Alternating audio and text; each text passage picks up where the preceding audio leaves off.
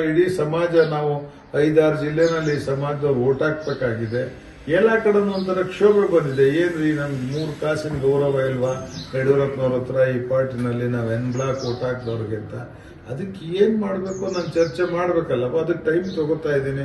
ನೀವು ದಯಮಾಡಿ ಪದೇ ಪದೇ ನನ್ನ ಮೇಲೆ ಬೀಳ್ಬೇಡ್ರಿ. ನನಗೆ ಸಮಾಧಾನ ಇರ್ತಕ್ಕಂಥದ್ದು ಯಡಿಯೂರಪ್ಪ ಮೇಲೆ ಮಾತ್ರನೇನಾ ಅಥವಾ ಬಿಜೆಪಿ ಪಕ್ಷದ ಮೇಲೆ ಇದೆಯಾ? ನನಗೆ ಎಂಪಿಗೆ ನಿಲ್ಲು ಅಂದಿದ್ದು ಯಡಿಯೂರಪ್ಪನವರು, ಬೇಡ ಅಂದಾಗ 2-3 ಸಲ ಕನ್ವಿನ್ಸ್ ಮಾಡಿದವರು ಯಡಿಯೂರಪ್ಪನವರು. ಕೊನೆ ಸಲ ಇದು ಪಬ್ಲಿಕ್ ಆಗಬೇಕು, ಜ್ಯೋತಿ ಗಣೇಶ್ ಅವರು ಫೋನ್ ಮಾಡಿ ಯಡಿಯೂರಪ್ಪ ಸಾಹೇಬ್ರು ನಾನು ರಿಜಿಸ್ಟರ್ ಮಾಡಕ್ ಶುರು ಮಾಡಿದೆ. ಈ ಮನುಷ್ಯ ಫೋನ್ ಮಾಡದೆ ನನ್ನ ಕ್ಯಾಂಡಿಡೇಟ್ ಮಾಡಕ್ಕೆ ನನಗೆ ಅಗತ್ಯ ಇಲ್ಲ ಅಂತ.